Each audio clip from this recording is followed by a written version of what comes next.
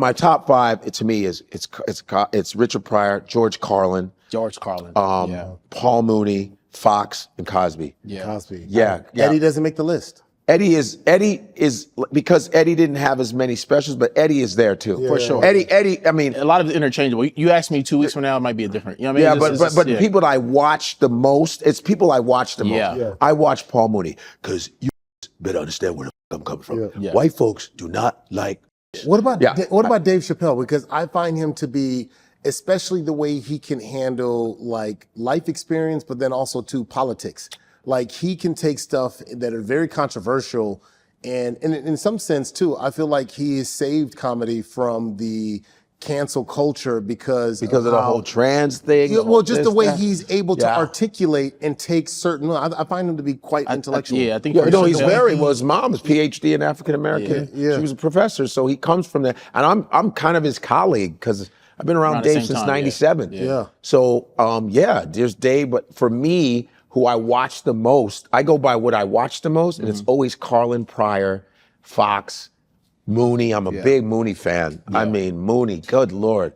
I love watching Mooney. And the ones that I watch, I consider my favorite. Dave is one of the greatest. I love Burr is one of, and he's going to be one. We're all in that mix. Yeah. We're all in that mix. I'm going to blast through some of these too, because I want to make sure we get these out for you.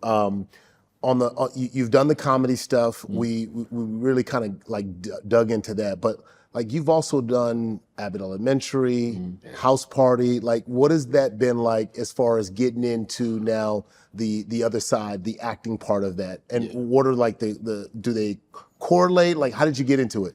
Yeah, acting was just more of a natural progression as well, because I remember like really loving all the sitcoms, My Wife and Kids, and the Jamie Foxx Show, Fresh Prince, etc.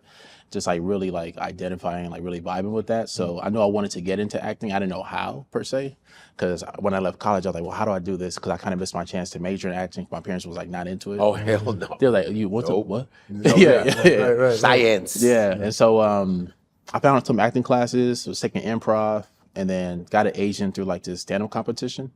And then my acting agent kind of like signed me on the spot when we met with them. I started going on auditions. My first audition, I got pinned. I think because I wasn't like in my head. I was just. Pin means they're holding you. Yeah, I was just like a normal person. It's like that Robin Williams show.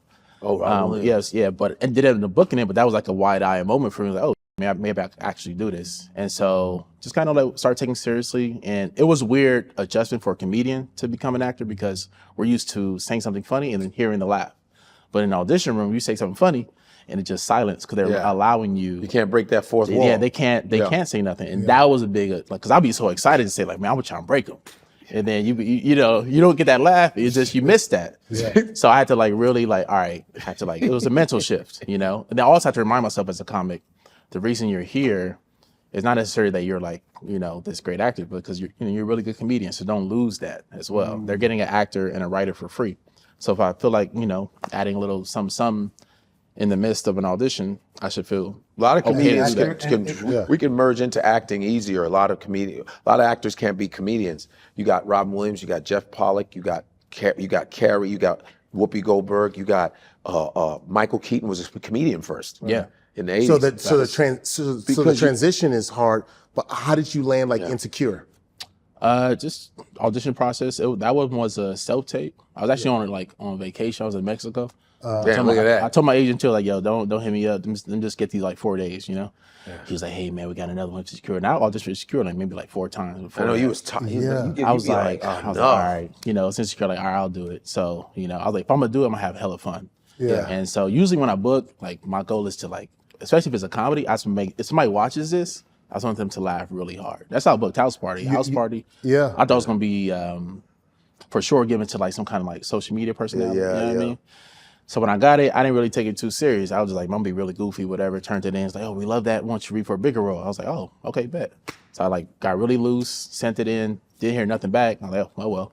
And then randomly found out I booked it. And then when I got on set, it was the director's assistant, my homegirl. She told me, that role was already taken essentially.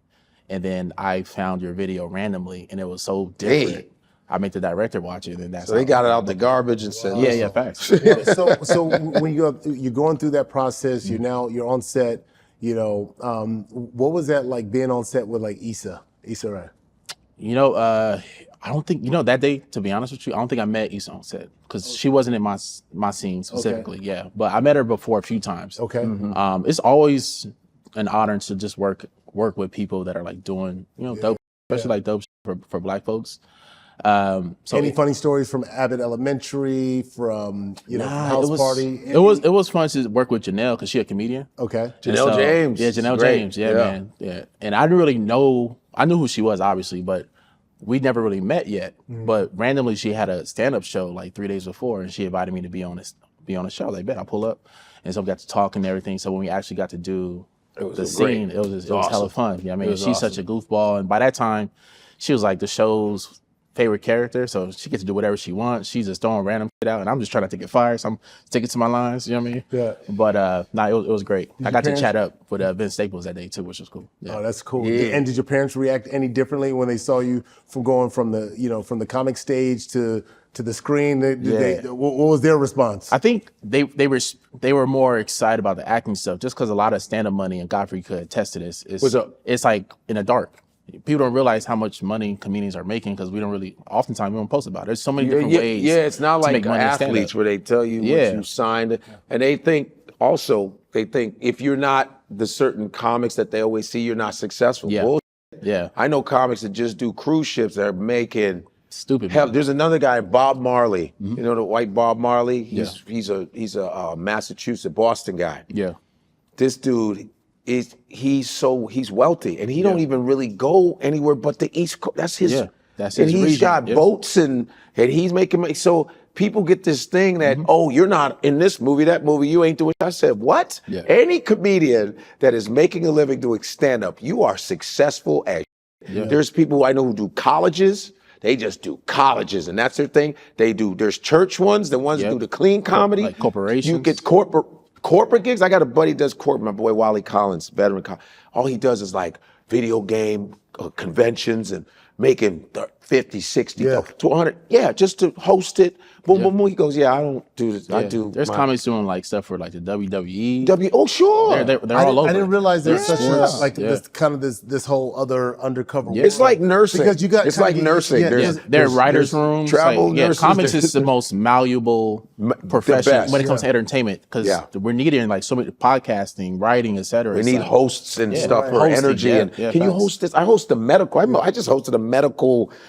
Even after that Luigi Mangione, I went and hosted some medical association. He said even after Luigi. Even after it was right after the Luigi. And I was like, how much you pay? That's got to be cool because also too, you can move in a certain way that a lot of people who have a lot of that exposure or people are counting their pockets, like you can move in a different type of way. There's no better time than now to drop the new jersey right here at the World Cup.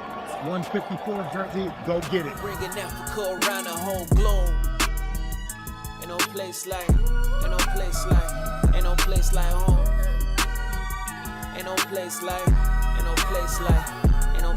home.